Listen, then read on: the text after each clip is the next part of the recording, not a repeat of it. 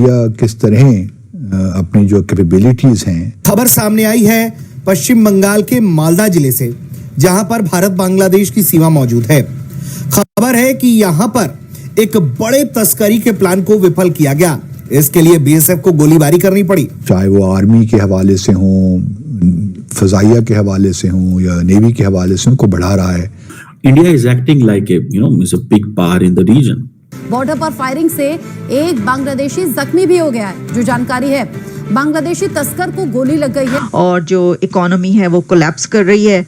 और क्योंकि इंडिया ने उनके सर से अपना हाथ उठा दिया है, लेकिन पाकिस्तान ने उनके सर पर अपना हाथ रख दिया। लेकिन मेरा सवाल ये है कि कोई ये कह रहा था कि दो कंगले देश मिलकर अपने अवाम को खुशहाल कैसे बना सकते हैं। उन्होंने कहा कि जी अगर हम लोग आपको बना सकते हैं तो आपको उजाड़ भी सकते हैं, मतलब इसका मतलब डिसमेंबर हम आपको खत्म भी कर सकते हैं। जारी बात है 3 दिन हमें ज्यादा नहीं लगेंगे। इजरायली हुकूमत ने ग्रेटर इजराइल का नक्शा जारी कर दिया है।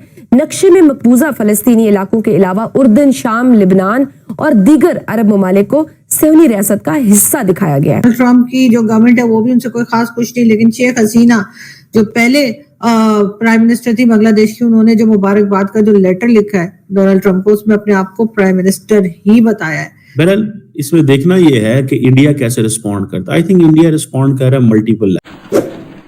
आपने सबसे पहले घबराना नहीं है, बाहसियत कौम हम इसका मुकाबला करेंगे। लग रहा है कि जिस तरह भारत के अंदर, अब ये मुझे गौरव आर्या की मैंने ट्वीट देखी, ठीक है जी, उन्होंने भी ये ट्वीट की हुई थी और उन्होंने कहा कि जी अगर हम लोग आपको बना सकते हैं तो आपको उजाड़ भी सकते हैं, मतलब इसका मतलब डिसमेंबर हम आपको खत्म भी कर सकते हैं। जारी बात है 3 दिन हमें ज्यादा नहीं लगेंगे। वो बेसिकली शायद एग्जांपल दे रहे होंगे कि जिस तरह सीरिया के अंदर HTS ने आके तो जिसे कहते हैं ना कर लिया है, ओवरटेक कर लिया है, तो शायद ये अब ये चीज भी वो कर सकते हैं, कोई बहुत बड़ी चीज नहीं है।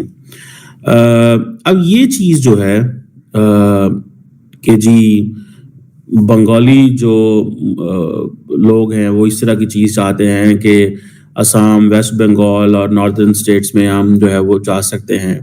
बेसिकली जारी बात है हिस्टोरिकल एंड कल्चरल कनेक्शंस तो मौजूद हैं, ठीक है। बिफोर पार्टीशन ऑफ इंडिया की जो 1947 में Bengal was a single province होता था, ठीक है जी, और कल्चरल, लिंग्विस्टिक, हिस्टोरिकल टाइज मौजूद हैं, ठीक है जी।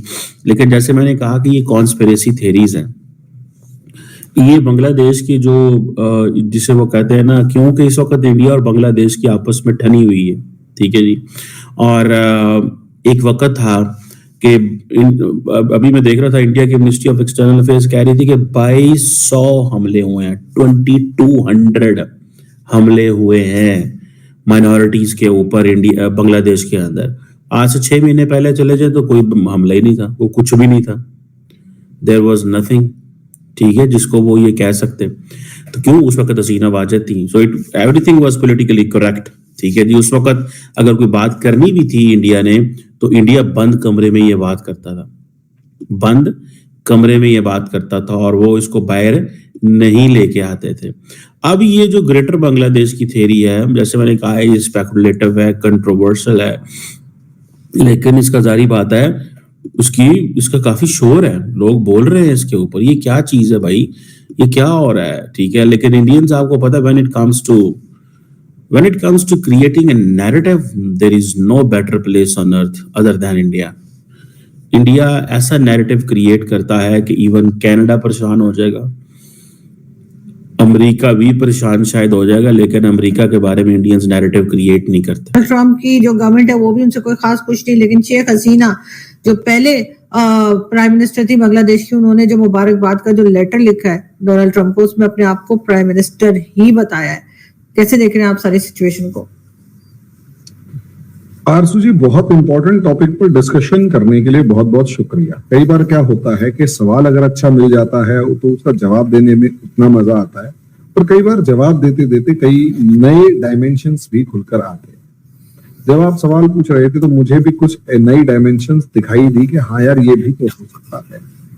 अब सीन को आप ये पूछ रहे हैं कि मोहम्मद यूनुस के ऊपर इंटरनेशनल कोर्ट ऑफ जस्टिस के अंदर जेनोसाइड का या पोग्राम का मुकदमा चलाने की बात की जा रही है, अपील की गई है, जो अभी इसके ऊपर एक ऐसा उहापोह है। मैं जब ये बात कर रहा था, जब ये डिस्कस कर रहा था, तो आप जब सवाल पूछ रहे थे तो मेरे दिमाग में दो सिनारियो इकट्ठे कौन थे।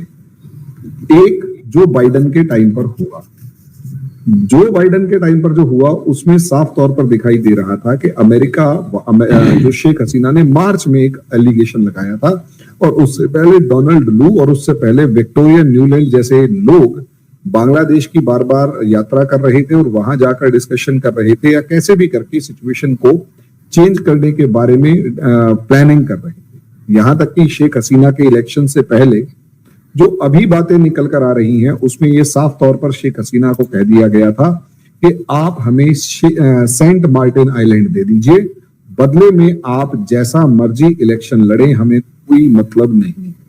ऐसी बातें निकल कर आ रही।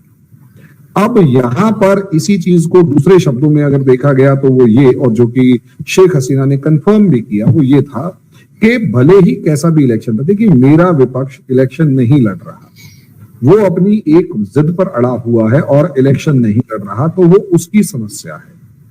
अगर रूल्स रेगुलेशंस के अकॉर्डिंग बिना किसी वायलेंस के इलेक्शंस हो रहे हैं तो क्या दिक्कत। अब मेरे को यहां सोचे मैं इंडिया के बारे में एक बार को सिनेरियो की बात करता हूं।